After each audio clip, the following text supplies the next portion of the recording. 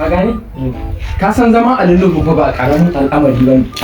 saki hannunka mana ka saki hannunka saki hannunka ka ban mu ka cire hannunka ka cire bai saka ba kana ji yanzu zaka zo da gudu idan ka zo da gudu kana ji zan ganka a nan wajen zan taka kanka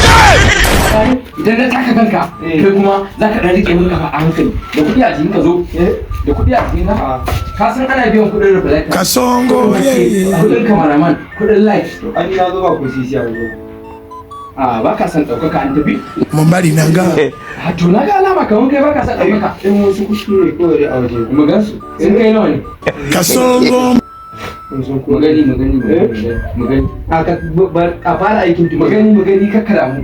in dai kana so ka zama adalu kakkada mu ban kuɗin ka gane ku ka kawo kuɗin mu gani duka za ka bani mu gani